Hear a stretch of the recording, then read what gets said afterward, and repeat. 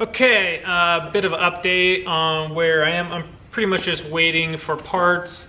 I've been keeping myself busy doing, I've steam cleaned my driver and my passenger seat. Here's some pictures of that. I think it came out a lot better. Other than that, here's some video of me putting the engine and trans together.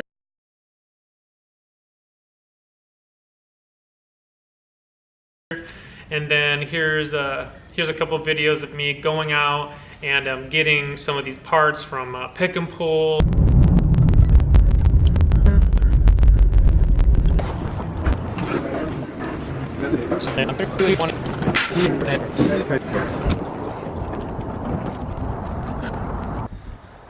Okay, so today we're back at Picknpull. I need to get some straps for my VR gas tank. And then I think I might get the Mk2 spindles up in front so I can upgrade my brakes too. So gonna go into here and I just gotta get the straps from the tank, and I'll show you the spindles up there. Okay, so here's where we're at. Trying to get my straps. I got a couple off a car, but then because they put this tire here, I couldn't get one of them. And then I found this Mk2, but it's in water. So now I've made myself like a little bridge, and hopefully I can get this strap off. We'll see.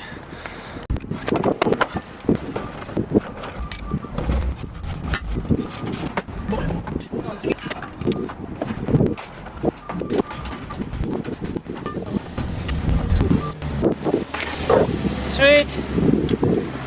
So I got it. Made my little lamb bridge here work perfectly to get the bolts off. Okay, update. I got one spindle down.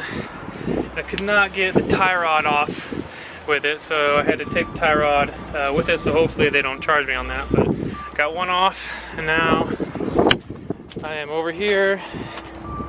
I'm gonna try to get this one off.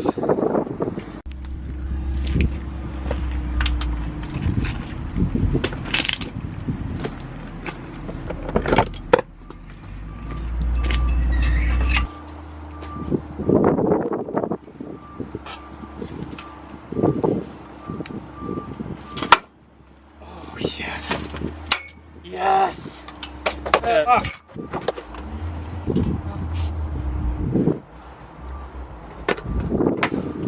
So that's a wrap at Picknpull today. I got the spindles, both of them finally, and then I got the Mk2 tank straps that I needed, so good to go.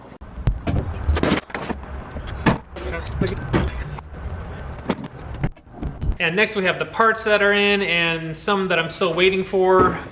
So we have the clutch master cylinder, came in the mail, and I've already test fitted on there. So this part down here I'm gonna have to grind down a little bit more so I can fit this in there. The other thing that I'm still waiting for is the transmission motor mount. I guess the stock Mk2 one has fluid in it for some reason. So most people get the G61. It's a lot firmer than the stock Mk2 one. And let's see what else. So I got my gas tank, my Mk2 gas tank. So I need to bolt that in, and then I'm going to bring the lines up right here, have them already done, so when I set the engine in I don't have to deal with it.